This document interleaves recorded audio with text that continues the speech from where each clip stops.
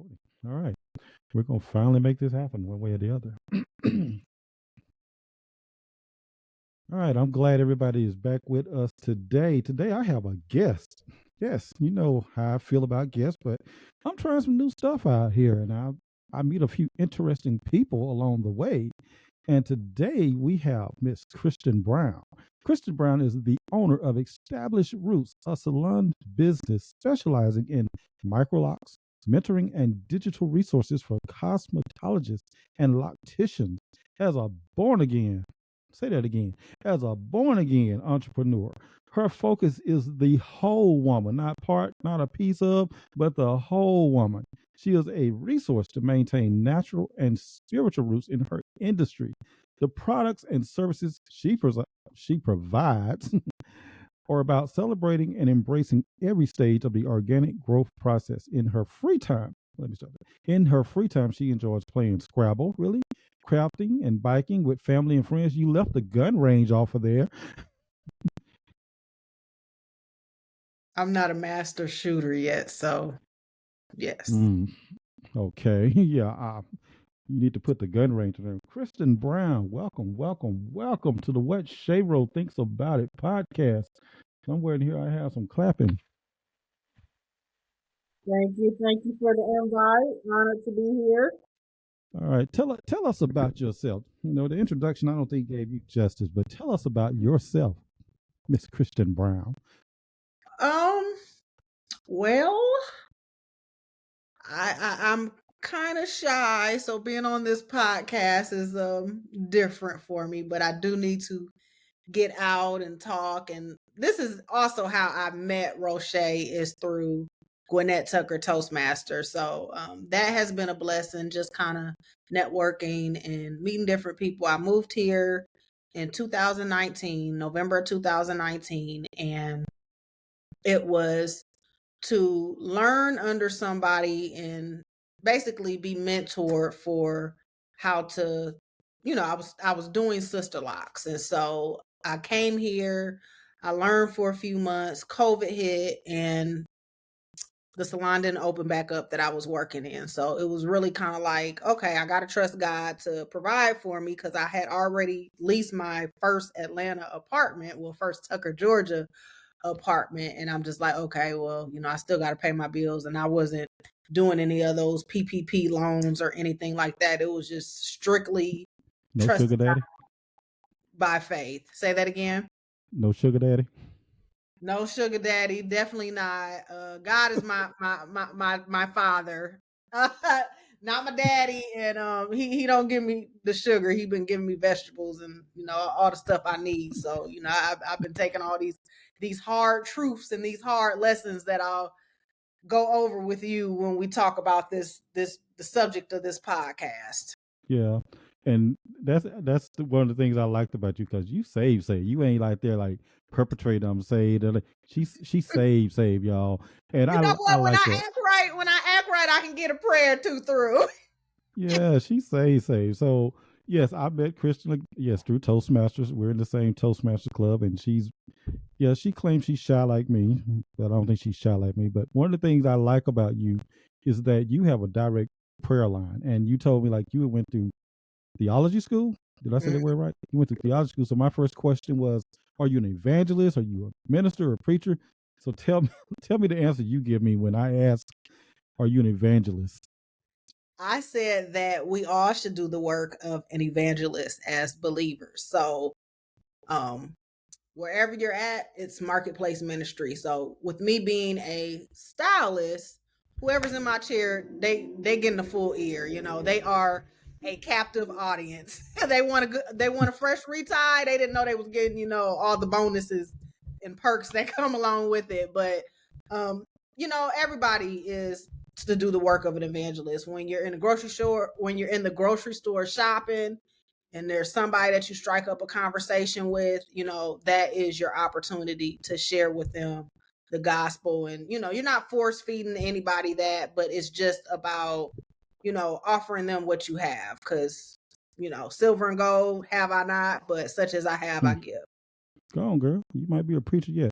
And then the next thing that I like about you is because you went to grad school, right? And you majored in, say those magical Political words to me. science. Political Look, science.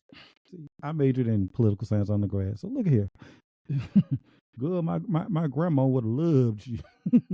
Oh All right. Lord. So, but you took a, I guess you could say, a different perspective when starting your business. So tell us the story of how you started your business. I know you had a lot of prayer in there.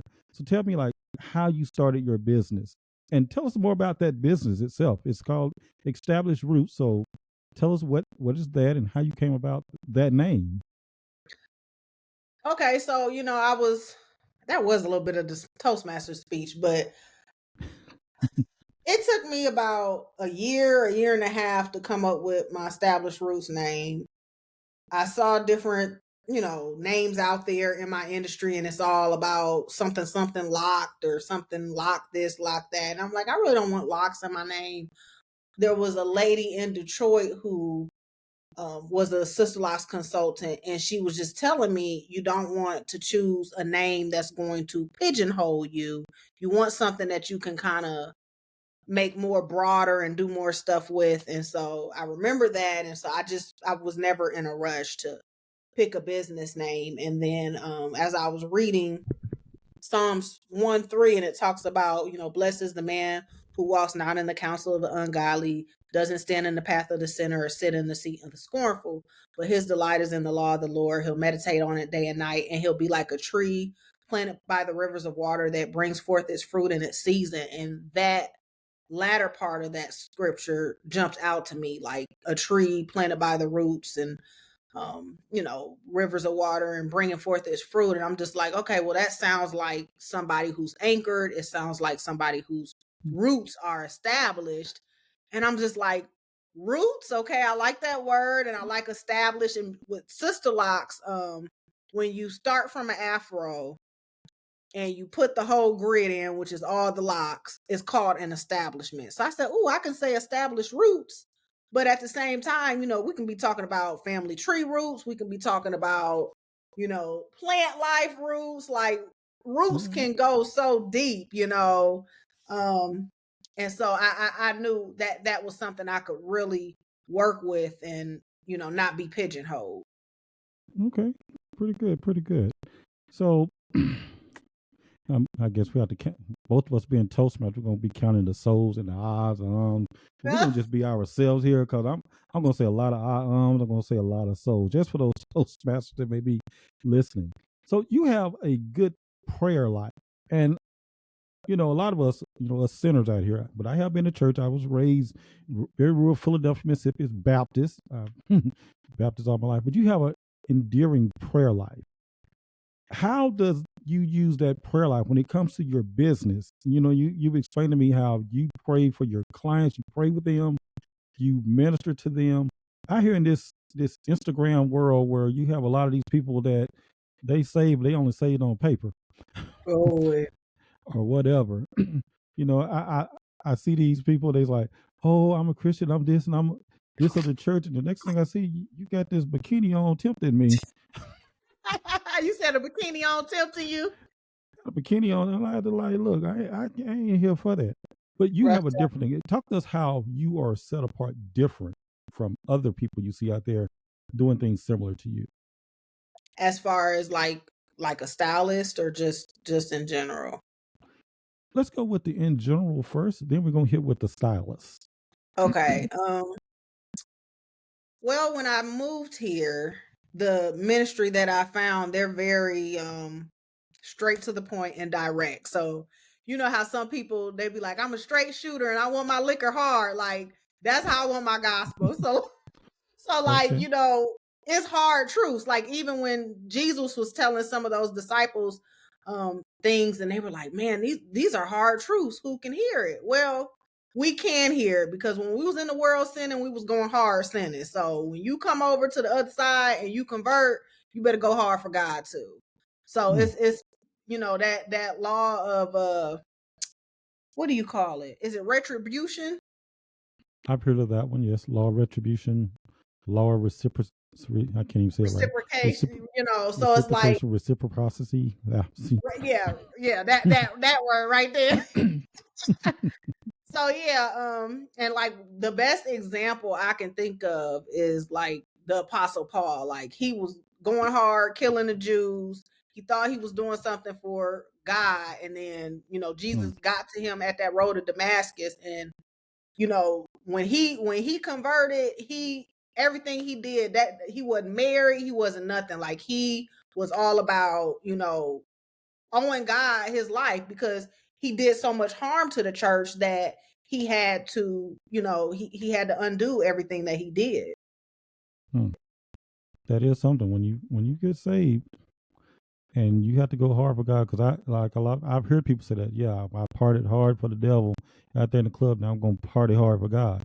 So, at what age did you know you were saved? That you knew God was your father? How old were you? I'll say my mama told me I got saved at 5, and I don't remember, but I got saved again at 12. So Okay. my great grandma had passed. She had a funeral, and so many people just talked about how she was an awesome woman of God, and she lay hands on you. You if you were sick, you wasn't sick after she put her hands on and those are the type of women, old school, that they gonna talk to God, they can connect with God, and they gonna get their answers. And Grandma's hands. that's right. Now if they laying hands on you, you getting a whooping. I mean, you got Well, both of it. You got both of I those, don't even but think they whoop anymore. The way some so things going there. so her funeral, I went to her funeral, and they were just talking so well about her that I said, well, I want to know this guy that she knows, and I want to know him like she knows him. So that's when I got saved. And Because you yep. went straight from high school to theology school. I was Wow. undecided. I was undecided for maybe a year or so, and then I realized that theology was my interest, and it took me a while to choose theology because I knew I didn't want to be a pastor, so but I didn't know, what exactly, how I could do it, how it could work into the grand scheme of things. And even Mhm. now it's like I'm using religion, even though I'm a businesswoman, I'm still incorporating that in. Okay. And I have to say former pastor, I'm not a member, but my former pastor in Brandon, Mississippi, of the Pilgrim Rest Missionary Baptist Church there in Brandon, Mississippi on Truck and Bridge Road, shameless plug there. But he taught about money one time. And he's like, Jesus taught more about money and economics than he taught about salvation. And the scripture, us black folks, the root of all evil, the love of money is the root of all evil. We take that to mean that we shouldn't be rich, we shouldn't have money, we shouldn't be able to, and we misread that scripture a lot at times, where we thinking like, well, if you're rich, you can't do it. Then it's the scripture about it's easier for a camel to enter the eye of a needle than for a rich man to get into heaven. And a lot of people don't realize. I'm gonna get a story of that there. This place where they did a lot of trade back in that time. It was this place called the Eye of the Needle. And if you've ever been on like where 285 and 85 converge or whatever, that's kind of how it was. And that's the eye of the needle. People are reference to the needle that grandma threaded. So, but that's what that So scripture it's is like referring to. bottlenecking, like the bottleneck of Yeah. the okay. It's where they did a lot of trade. The camels were getting through there, whatever, and it takes a lot to get through there. It's very hectic. It's like modern day 285 getting on the 85 or 75 traffic. So yeah, we're both here in Atlanta, so we know that. And that's what it means about it's easier for a camel to go through the eye of the needle, which was what that trading place, than for a rich man to get into heaven. And some people think, well, I don't want to be rich because I want to get into heaven. And you have to understand it's a rich man that values his money more than he values life, salvation, and other things. You can be rich and still praise God. You can have a business, a successful business, and still praise God. And that's where we in the black community, we get afraid of getting too high, or we see people get too high, we get afraid of that. So with that, you have a business and you also mentor other people and you coach people. I love the fact that you're mentoring other people and coaching people. When people come to you and tell you like, oh, you're getting too high up there now, you're getting too much, this and that, how do you address that? You just realize that they're not your client, because if somebody's telling you that you're getting too high up, there's somebody that is willing and ready to pay whatever it is that you're asking for. And just like you have not because you ask not. So I can keep charging pennies, but I'm going to get those penny clients. And I'm telling you, the ones that don't want to pay, whatever it is I feel, is necessary. Of course, they're not going to tip. And then they're going to scope creep you, which is if Scope this is a creep? service, yes, scope creep. So it's like, if this is a service I'm offering you, you want that service, and then you're going to ask for this service, and that's on top of it, and it's like they're asking for stuff outside of my scope, and then Oh, like and I noticed that, like, say they're coming for a 2-hour retie, it's going to take longer to do their hair, and then if it doesn't take 2 hours, they're going to want repairs and all this other stuff, and they're going to come late, and so that's a sign that this is not a good client for me. And okay. so when they say that, I just say, oh, okay, they need to find somebody that works better for them. Okay. So do you only take saved clients or do you take sinners also as well? I take everybody. The only thing I do not do is man, and that's because did I say it right? Man, yeah. Because Yeah. I'm it's a home based salon, but Okay. I don't saved or not saved, as long as you're not coming in here smoking weed or doing nothing crazy, we're good. But just as long as you got some sense and some home training, I got you on the retie. Okay. All right. So we're going to kind of deviate from the religious part. So Sister Locs itself, explain what is a Sister Loc. I've heard that term, and when I met you, you explained a little bit more. But explain to my audience exactly what Sister Locs is. There a brother locks out there? Yeah, so this is Sister Locs right here, and I kind of need a retie, so don't pay attention to this, but And this just may be audio, so they may not get to see them pretty lots. But I may post this to oh, YouTube eventually. okay. I do have a channel, so I'm trying to get video stuff on the YouTube. You got to. That's another thing you do. We're going to get into that later. You got to teach me how to spell YouTube. But go ahead. Tell about the Sister Locs establishment. So they are very tiny locks. They're versatile in styling, and when you establish them, you have to put a grid in place, and then it's usually like 400 average based on how thick, the density of the client's hair, but they're $400. very small. $400.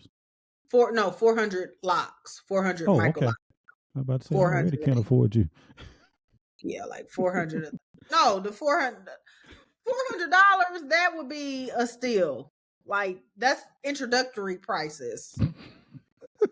I don't think Well, I ever started at $400. yeah, we'll deal with prices and stuff later. So in your head right now, there's about 400 basically. I'm not saying strings or locks or whatever. There's like 400 of those, and each one of them basically is tied individually, right? Correct. And that would take about how long to do 400 locks?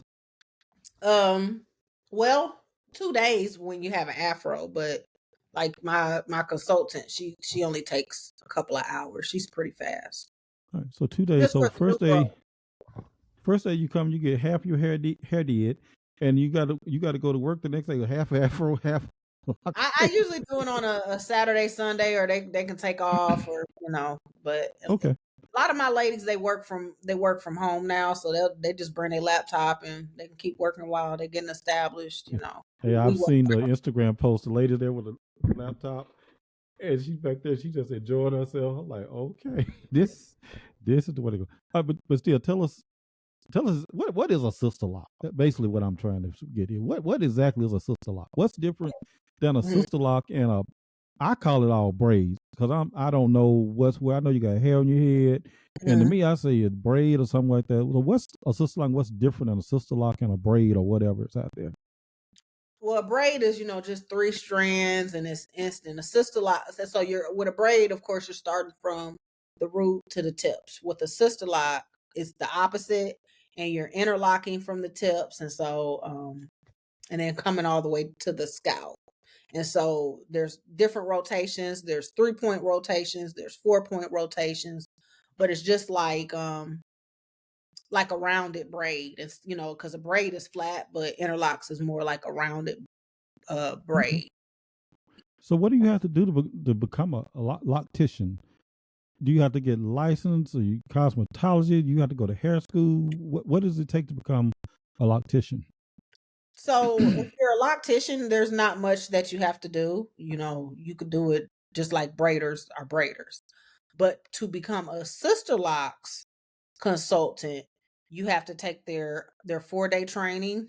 I know it's hybrid now, so half of it is Zoom, half of it is in person. When I took it, I went to San Diego, and it was before COVID, so it was a 4-day training. So after you take your 4-day training, they put you on their Sister Loc registry so you can find different consultants in different cities and states on sisterlocs.com. And then that consultant, it is up to them after they've done 3 qualifying heads to send those heads to home office. And once they get approved, Dr. C will mail your certificate. But as far as those 3 qualifying heads, it's like you might want to choose 3 of your best clients, or just if you just want feedback, you send it to them, and they will either send it back and say, hey, you need to correct these issues, or they'll say, it's good, let's make some suggestions, and here's your certificate. So sometimes you'll send one at a time. I sent all 3. It was during the pandemic, I didn't have nothing else to do, so I knocked that paperwork out. So basically, 4 days, whatever. How long does it take you to get good? Because 4 days of training, you're doing this. You're not gonna do 4 days of training and come out like, yo, I'm the best, whatever, such and such, and I charge 2,100 to do your head. How long does it Right. take you to get good at this? That someone and I want you to talk to that young girl that's like 12 years old and she's thinking about what she's going to do, or even that 18-year-old that probably don't want to do the college thing, don't want to work in a factory, don't want to work at McDonald's. How long would it basically take them to get good? They can actually establish per se their own business like you. Give it time. When I first took the class, I got out of the class, and I had no portfolio. I wasn't doing hair or nothing like that. So when I took that class, eventually about 6 or 7 months later, my cousin flew me to Virginia, and I did her Sister Locks for free. So she was my first head. And I advertised the heck out of her head, and so I got 1 or 2 other clients after her. But I did not get many clients, which means if you don't have clients, then you don't have speed, so you can't get better. But I really took that time before I had any clients to do my research, to look up the paperwork or what it takes. And I started making digital products for myself, so that when I had clients, I had, my price charts printed out. I had my policies printed out, just all of that back end paperwork. And so when I finally did start getting clients, I had everything like organized, and I had a binder, and I could, I don't know if I showed it to you, or I could bring it up, but you said this is just audio. But I started working on stuff on Mm. Canva, and designing like client education, so that when they had the consultations, it it would be them able to know how to take care of their hair, how to maintain their locks, and then also every time I did somebody, I had a collage of what their hair looked like from the sample locks to the completed establishment. So they really appreciated that, because it was, something for them to remember their establishment experience. But it was very good for me on the documentation end, because I could send those to a home office, or I could just have them for myself, and then I could show them to other clients afterwards.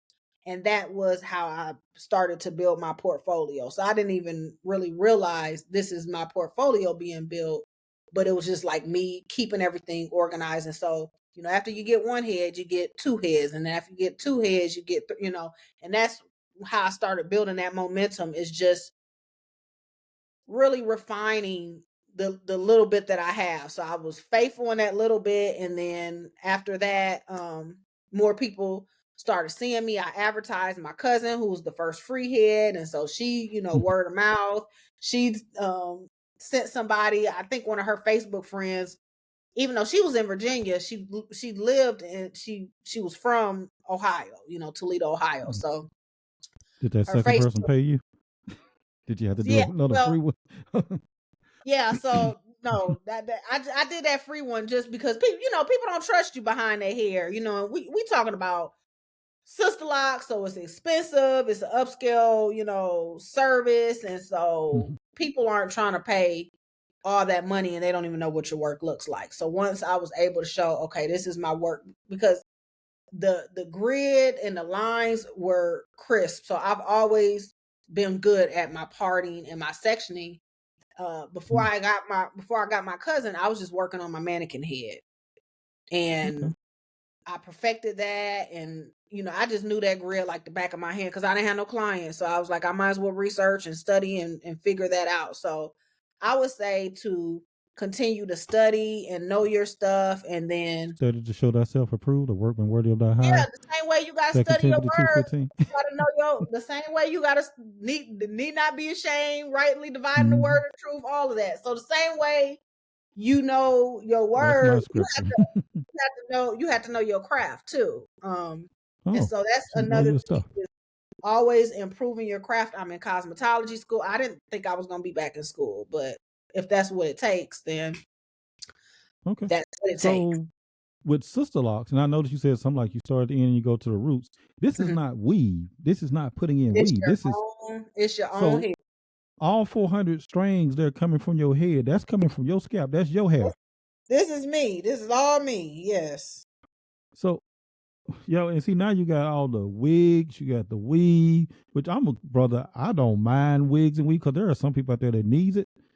Trust me. It's probably some look. I need a haircut now, but I try to shave all mine off. But it's some people, and I just say so. There's some people out there that needs weave, needs wigs. They need to get a what's it called, GoFundMe page to pay for their weave. I think about this guy. He used to be one of my managers when I was at McDonald's.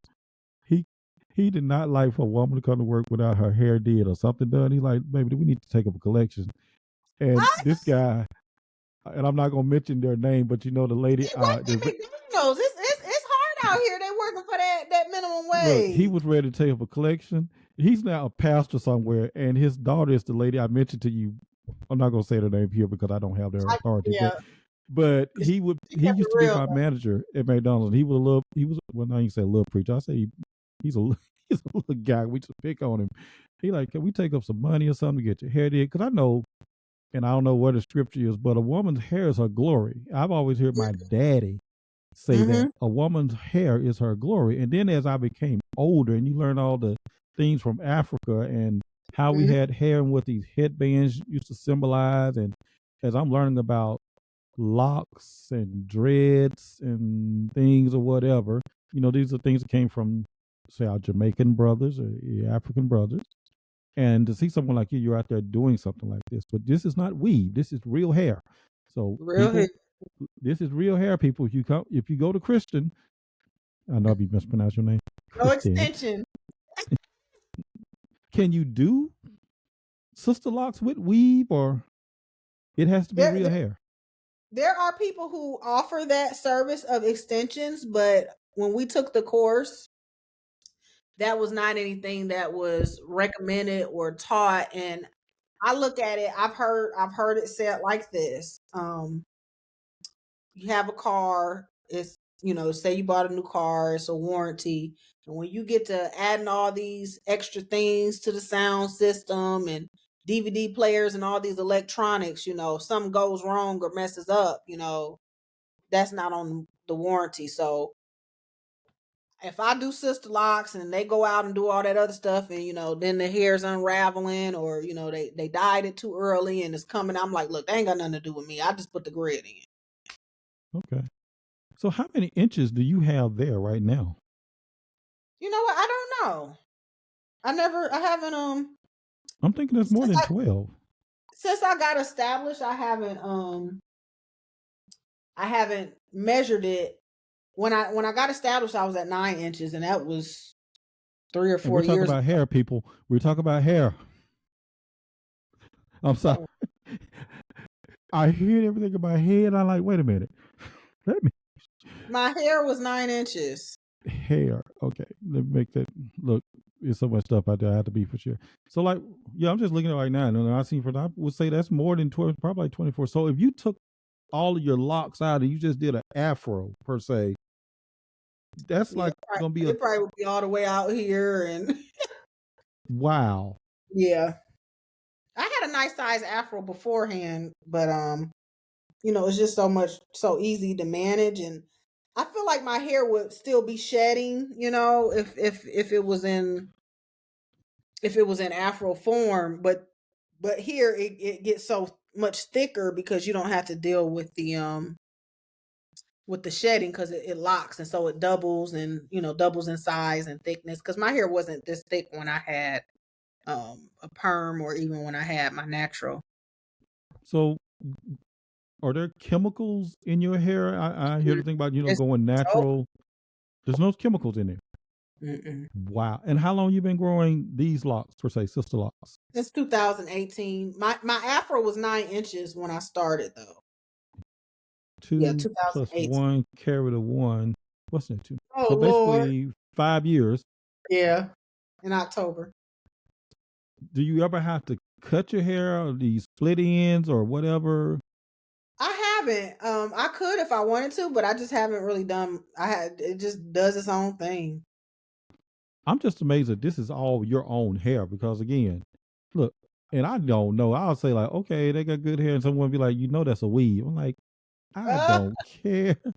I have a friend of mine. He had dreadlocks, and he had grew them.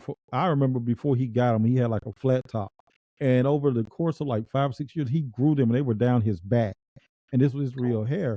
And he always say like, I don't like a woman with weave. I'm like, who cares, man? He you does. got all that hair. What you worried about them for? Well, apparently they were because his wife, she used to come in. We all worked together. She used to come in and she would have the big afro blown out, and we'd be like, she looks like Thelma from Good Times. And, she looked good. And he's like, when they started courting, whatever, he's like, I told her I don't like weave, and she stopped putting weave in her hair and just did it natural. I haven't seen them in like, it's been over 15, 20 years, but I wonder what it's like now, both of them. Mm-hmm. I'm just still amazed that is all your real hair. I feel like we probably should have started this interview with a prayer or something. Had a prayer meeting. Just do what you usually do. Don't switch nothing up for me. Yeah, if what I usually do, you would be praying for me. Let's see. You have heard a few episodes. Did I do the last episode? I kept it. I I fussed at us black fathers a little bit and something, with because it was Father's Day, and I'd had a few issues with. I talked about that guy Trump. And also when I talked Boy. about some police brutality, I used a few choice words, and I think God was looking at me going like, yeah, those were the words needed for this, the way you said it. So Mhm. sometimes I get out there, sometimes I don't. But I was raised right. But however, I'm responsible for myself as a grown up. Okay, so do you teach other people to do this, or can you teach other people? Because I know it's people out there like wondering what to do. This is like $1 million business idea, basically. Someone could easily start and do. Do you teach clients or coach people on this? I do. I did a microlocks course in March. So I'm not able to teach sister locks, which is, the grid and all that copyrighted stuff, but I can give them, how to do the micro locks, business branding, all of that stuff that I'm good at. I can make the digital portfolios for, somebody that's just taken the class, or somebody that I taught, and just have them set up so they're ready to go. They bring their mannequins. We can do some live stuff on those mannequins. The class I took, I had a couple of models come. One lady, we did a retightening on her. That means they have the locks, and you're just interlocking the new growth. It's like a perm, but for locks. And then I had a lady come for a consultation, and I put in about, I don't know, 7 or 8 sample locks for her. Sample locks? Yeah, so it's just like putting locks behind the ear, Mhm. and they just take care of those locks like they would take care of the rest of their hair. I'll show Like a you. pet goldfish? They take care of that 1 or 2 locks like a pet goldfish or something? Yeah, like a pet goldfish, if that's what you want. If that's what you want to say, let me see. Okay. So I'll show speaking you. of the digital creator and stuff, that you're kind of doing like a new adventure here. Yes, you see Okay. those? Okay. I seen some people like that, and I just figured, like they only had enough money for one. 1 or 8. They gonna do one now. Like when I get paid Friday, we're gonna do the next one, Do the and rest. they kind of on a layaway plan per se. That's what Oh, I thought was happening, but they're they're testing it out. out to see, because you don't want to put them all over somebody's head and they not sure and they change their mind. So you just Hmm. give them, about 8 or 9 locks to live in those for a couple of weeks. Get you a couple shampoos in. Decide, hey, do you think this is gonna work for you? Can you take care of them? Can you braid and band them? Because if they can't take care of them 8 locks, they ain't gonna take care of 400. Hmm. That's the reason why I'm go bald, so I don't have to comb my hair or do anything with it. I just cut it all off, and that's all. But going back, Absolutely. you were talking about being a digital creator. This is a new endeavor you're doing with digital creation. Do you want to talk a little bit about that, like this new thing you're doing? Yes, so it is portfolios, and when I see you in person, I'll show you as well. But the portfolio that we were given in that 4-day training is not sufficient. It was created 30 years ago. There have not been any updates. The pictures are old. The information is old. It's just completely outdated. And so I was just looking at my pictures, and it came naturally because I was already, putting the documentation and the collages for my clients together. And so I just started working on, the client education, and then just doing graphic designing and playing on Canva. And now it's like I have a whole template created, and I can just take my logo out, put somebody else's logo in, take my pictures out, put somebody else's logo in. And so it's personalized for that consultant, so that when their client comes to see them, they understand their consultant's brand, they understand, their policies, they understand everything. So I have a whole list of things that I would need from that loctician. Give me an about me section so you can introduce yourself to those new people. Give me your hex color codes. Give me your branding kit. Your social. You know how they have that social media kit, and then I just kind of, I just want to know and get a feel of that person. So we do consultations as well, and it's giving me a way to meet different people in my industry. It's really neat what other Sista Loc consultants offer their clients. And I've met brand ambassadors for the brand. I've met people who have just all types of other jobs, because with me it's my full-time job. But I met a lady who works in the film industry, so she does hair and filming. And then it's amazing what different people do and all the connections that you can make. And that was just through offering those digital portfolios. You have professional pictures and headshots, and um you just really cater it and customize it for that loctician. And it's up to date, and it really makes the client understand how serious their consultant takes their work. Wow. Okay, we're gonna pause for a commercial break. We're gonna say 1 Mississippi, 2 Mississippi, 3 Mississippi. All right. I'm gonna take my blinds down real quick. Okay. It's dark. I don't want nobody looking. Okay, I'm back. All right. Okay. So we're back. So when you started out with prayer in your business, you made decisions in your business based off of the prayer, and I'm pretty sure you prayed the prayer of Jabez, enlarge my territory. Did you ever imagine that your territory was, this is not even your full territory? There's so much more to it. But did you ever Exactly. imagine your wildest dreams that God would bless you the way He's blessed you in your business and in your consultation and your networking and things like that? I didn't expect it to be like this. It's been a pleasant surprise, and it's just like, just opening a gift, Every time something makes a turn, it's like, oh, I didn't see it happening like that, but okay, this is pretty neat. So I didn't expect it to turn out like this, but I'm glad that, I've just decided, okay, let me just follow God, let me hear God. And prayer, it works both ways, because you'll hear prayer, you get an answer you didn't want to hear, or Amen. you'll hear prayer, and you'll hear an answer, and you do what you want to do, and you're gonna take the consequences that come behind that. So I've True that. learned, like, I better pay attention. Like, if you praying hard for an answer and you finally get that answer, because you might want to hear God. It can be detrimental when you don't. Have you ever went in a direction that God didn't guide you in that right? That you like, you want it, God, I want to do this, I want to do this, and He's like, no, and you kept, but I want to do it. And you kept, I know how I am and other people. Has that ever happened with you? Oh yeah, plenty of times, and you definitely have to be sincere at heart, because God will you back in and keep you if you want to be kept. But if you want to leave, he ain't gonna bully you back into coming to Him or being His child. You have to. You know how they say, once saved, always saved. That's a lie, because you can leave your salvation. They say you can't lose it, but it's at your will. So if you choose to leave God, then you can leave your salvation.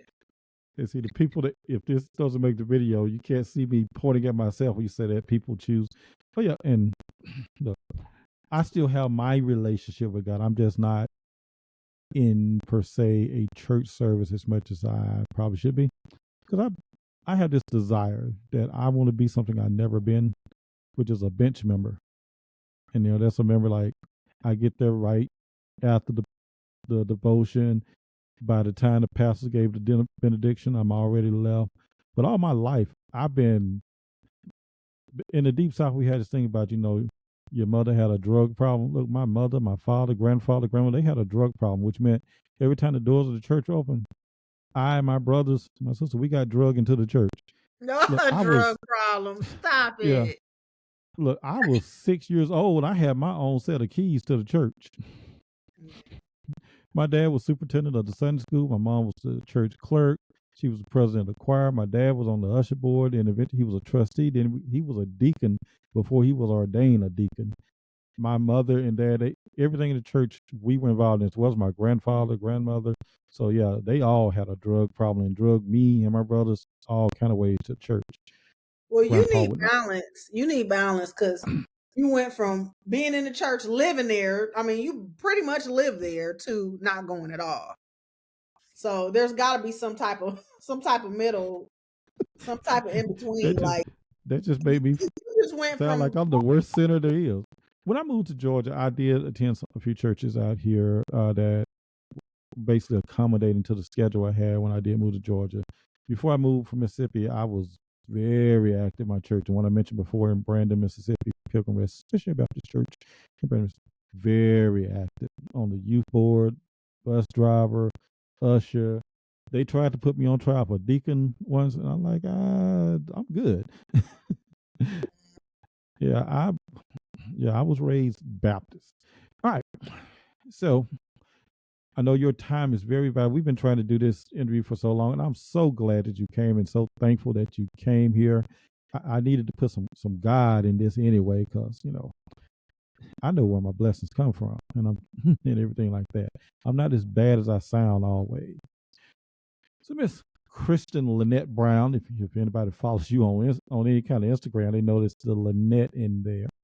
Give us, I guess, some parting words of advice for those out there that are trying to establish themselves per se. I'm so used to using the word unestablished, because I deal with this podcast called the Unestablished Podcast. These ladies that I was a guest on, and it's different now when I'm turning around. I'm saying established instead of being unestablished. But shameless plug, you have to listen to the Unestablished Podcast. Is out there on all podcasting platforms. um, they have a E rating for a reason, and I had to just be honest with on that. So give us some advice for those people who are trying to become established. Uh, Mostly women are in this profession, but there probably are men too. Probably want to do so. What advice would you give someone that's looking for, like, they don't know what they're going to do with their life? They might want to try this out. I mean, give it a try, but I feel like you want to do well for your business. You want to do well in being established, but you have to keep in mind that established roots, there's something called a seed form that comes before you get growth, before you get plant life, before you get fruit.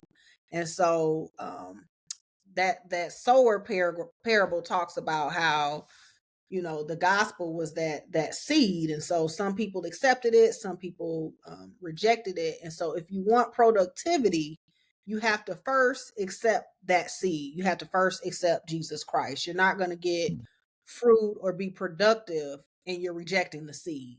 So you have to be able to be that person that is able to repent, is able to come to God. If you're running from God, but then you want blessings from him, that's not going to happen.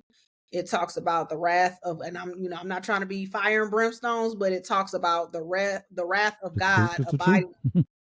abiding on somebody who doesn't believe. So, you kind of have to go through hell to be like, let me try God out, because I done tried everything else out. So my thing is, if you want productivity, you have to go to the source of productivity, the source of everything. And everything else just flows naturally. It flows organically.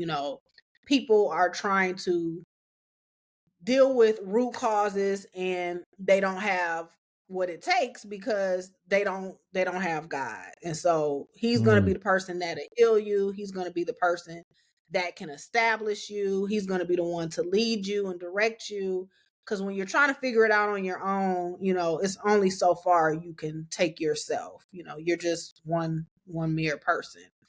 And even with the whole established root stuff, like, I have, it's we all have our virtues, we all have our vices. And one of the things that I need as far as fruit is concerned is patience dealing with my clients. So I had got to a point where my clients, and I'm just gonna be honest, they were no call, no show, some of them, or they were rescheduling late or canceling late, and I was firing everybody left and right. And I looked around, I said, I ain't gonna have no clients, because I don't take no stuff. I don't take that. But it's like, okay, yeah, I gotta put my policies in order. But I was just like, I need to get grounded. I need to get established, because I can get Mm. emotional, I can get irritated, I can fire everybody, but still at the end of the day, yeah, these people are acting crazy or they doing what they want. And I'm still crazy half the time too myself. But I was just like, I need that establishing, um my emotions established, my devotional time in the morning. Because if I would have woke up praying and fasting, and if that's how I would have started my day out, all the stuff that came later on that day, people canceling, people rescheduling, clients saying crazy stuff to you, or just you know all of that stuff. I've had so many experiences, and I felt like I had to deal with them on the fly, or I just felt like I wasn't prepared, because stuff will come at you sideways and you're not ready for it if you're not rooted and grounded in God, if you haven't been reading your word. And even when I was just reading about like the fruits of the spirit, love, joy, peace, patience, kindness, goodness, Come gentleness, on now. Say that self-control, now. you Say need that all now. of as a business person, because you are dealing with all these personalities, and not only all the personalities, but their ideas, their beliefs. And you have to be rooted and know what you have to be rooted in Christ yourself. So just with that being said, you can't let different people's beliefs or what they think, because you have one person and they Hebrew Israelite, and then the next person that comes, they're a Jehovah Witness, and then and you just doing their hair, you just doing their hair. But if you just nodding your head and agreeing to whatever they say and you the yes woman, you're gonna be crazy because you're gonna be a Hebrew Israelite, Jehovah Witness, you're gonna be burning sage, by the time you get 6 or 7 folks and you agreeing with all of you can't. And so that is part of it is, get rooted and grounded in Christ, and you cannot agree with everybody, because part of establishing your roots is, not sitting in the seat of the scornful, not following, the path of the wicked. You have to know God for yourself. It's an individual affair. It cannot be faked. And you got to hear him for yourself. You got to get established for yourself. You came in this world on your own. You leaving on your own. And you can't let nobody, drag you with them if they ain't going to the right place. Unless they have a drug problem or dragging you to church every Oh, that. All right, we But need to even if pass you the get, collection plate around now. even if you get drugged to church, like, just because you're in church don't mean you're a Christian. You can Hello. be We're going to have to in a come back and do garage. another whole podcast on that. Hey, Just you because can be they in a in church don't garage, mean they saved. right? You can be in a garage, but that don't make you a car. You be in That is church, true. that don't make you a Christian. You be in the oven, you ain't a biscuit. We may have to do a second episode about, oh my goodness, these Instagram preachers and prophetess and whatever. And I'm just listening to the stuff they're saying about, and even when they're dealing with a lot of people, how they're dealing with being single and being in a relationship and what I'm like, that's not how God wanted it. And I listen to some of these people about, when we get into the thing about the prices and things like that. I've done that, about I shouldn't have to go bankrupt to be able to get your service. And like some people, they are overcharging. But I know you're gonna get what you're gonna get, and I always say get the free before you have to pay a fee. But that's the thing with prices and things like that. Are people? I'm not sure how I feel about it, because I know there's one thing going around. This person charges, I think it's $2,000 to teach you how to pray. Oh my God. I'm not sure, That's even though Jesus taught his disciples how to pray. I'm just, charge them. That's discipleship. You can't pay for that. I, I learned how to pray by listening to Grandpa, listening to Daddy, and I'm too shy. I'm scared. We get the prayer down there, or like this guy, he gave the same prayer. Now Lord, I want to thank you this morning. Then when we have revival in the afternoon, he do the same prayer, and he be like, thank Now, you this Lord, now, evening, Lord. Lord. Lord again. Now, Lord. Anyway, all right. We we could go all day, but I know you got a busy schedule tomorrow and everything. You're doing all your stuff. How can people find you? What's the next thing that's for Kristin Brown? Give all your contact information: Instagram, Facebook, TikTok, is it whatever else it is? There's so many out there. I don't even know which all ones I have. I think I have YouTube too, something. Give all your contact information for us. Okay. Instagram is the main social media outlet I use, and that is Kristin Lynette Brown, KristinLynnette Brown, the color BROWN. I'm glad So you that's spelled all that. that's Kristin Lynette Brown. Kristin Brown on Facebook, but I don't. You probably won't be able to find me on there. But I do have a group called Established Roots, and you'll see like a picture of like some clients of mine. It's really like a business card, and then you should be able to find me on there because I'm the only admin on that group. TikTok, I am. Let me see my name. That's another one I don't really use very much. TikTok, I am established roots KLB. So my business is Established Roots. So ESTABLISHEDROOTS. The letter K, as in, of course, Kristin, Lynette Brown, L, and then B. So that's TikTok. And then you can even find me on LinkedIn. And I'm just trying to revamp all of the digital stuff, but I'll figure that out and everything. But you'll be able to contact me. Yeah, I need to be a client of yours for the digital stuff because I see a lot of stuff you do. I'm like, I want to do that. I want to do that. And I'm consulting with some people that's supposed to be teaching me some stuff because it's a solo thing here. But I sincerely thank you. Thank you. Thank you. Thank you. You are a very interesting person. I definitely love the fact that your prayer life precedes your business life and your prayer life precedes your social life and a lot of other things. When you look at your page, you're doing work, you're doing stuff, you're not deviating away from it. And it's like you are guided by God. And that's one of the things, our spirits met there in person. I'm surprised God didn't tell you to run away from me. That's usually what You he say that tells. you just said that the last few times I Well, that's usually what he tell them saved folks when they meet me, and God be like, "Yeah, just run on from him, okay? Don't even look. I know about him. Just run, run, run, run. He's really on it. Run Forest, run Forest." But I'm not as bad as people think I am. But I am so thankful that you came on here. We get everything set up, done. I enjoy working with you in the club. We've done a few collaborations together on some stuff. You are Thank a you. very wonderful and blessed person. I see a lot of things happening with you, young lady. So, and I'm just here on the sidelines to watch it because I'm just so excited. I like when other people win. I'm not the kind of person, to pull back. And I see that in you also as well. You like it when other people win. And I see how you work with other people and stuff like that. So, hey, good deal. All right. So I Well, thank you guess, so much for having me. I have enjoyed myself. It was fun being on here, and I'm sure there's even more we can talk about. But I appreciate it. yeah, yeah, it's not past my bedtime because I'm a night owl. Yeah, we did this one a little late at night, but yeah, we're gonna do it. All right, so I'm gonna hit stop record if I can find my mouse. Where is it?